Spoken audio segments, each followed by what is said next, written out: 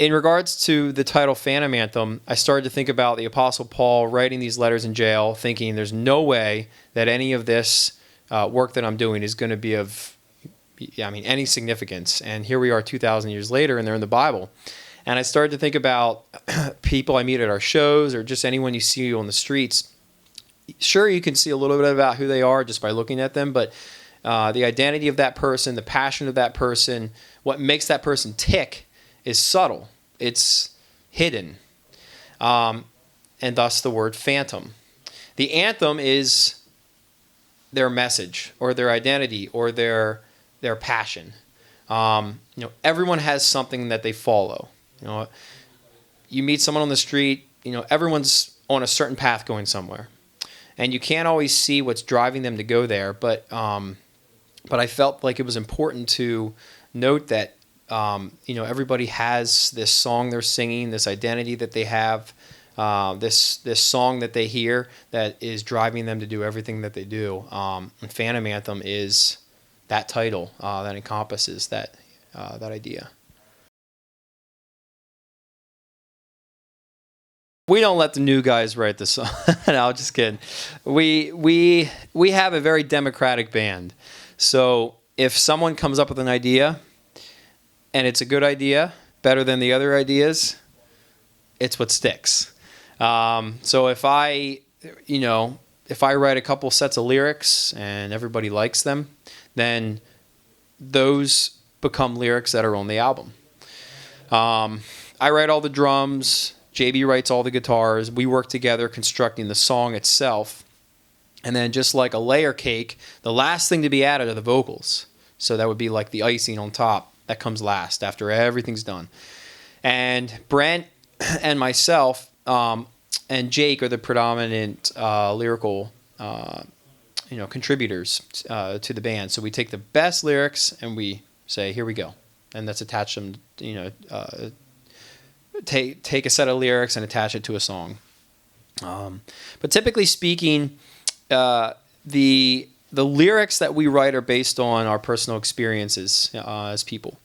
When we started the band in 2003, we were pretty different people than we are now, 15 years later. I was a pretty different drummer than I am now. You put in a lot of hours practicing drums. You put in a lot of hours living life between then and now. And so our lyrical content is about that. And I really appreciate the fact that our fans care about our lyrics because it's a really important part of our message.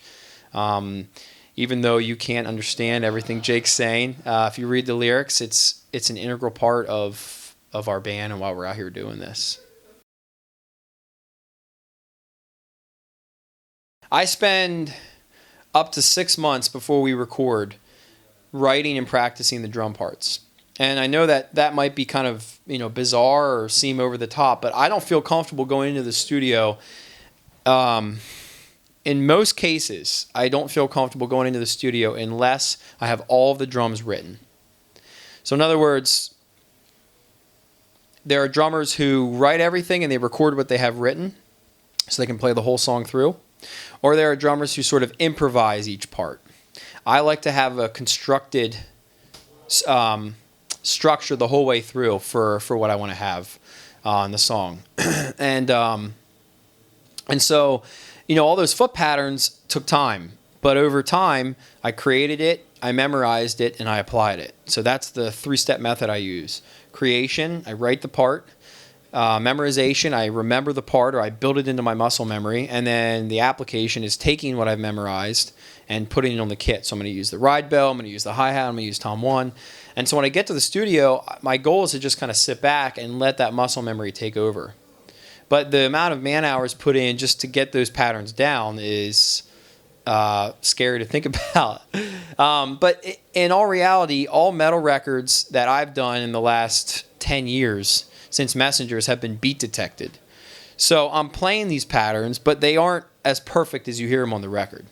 They're doctored, they're fixed up, they're made perfect on the grid because the standard in metal is so high that you need to compare your drum take that's raw, not beat detected or quantized, to one that is. And when you do that and you compare your raw drum sounds to one that is sampled and has compression on it and all all the little tricks to make drums sound awesome on a metal record, it doesn't stand up. And sure, you can get by with certain parts. I'm not saying that you can't do it, but in my experience the last 10 years, I have preferred just going with, okay, producer, I want you to go in there and do whatever you need to do to make this record sound great. And in most cases, the end product is, yeah, those takes were good. You did 3 or 4 takes the whole song. Let's take the best parts of each take, and then we're going to take that good piece we have and make it great by perfecting it with a computer. And what that does is, in some people's minds, they say, oh, well, that's cheating, or oh, you didn't actually play that. But the bottom line is, you just set a standard that's up here, and if you're ever going to play live, have fun, right? Because now the audience or the fan is used to hearing a song this way, and you're going to have to be on that level if you want to impress people and to have your fans enjoy the show the way they're used to hearing the songs.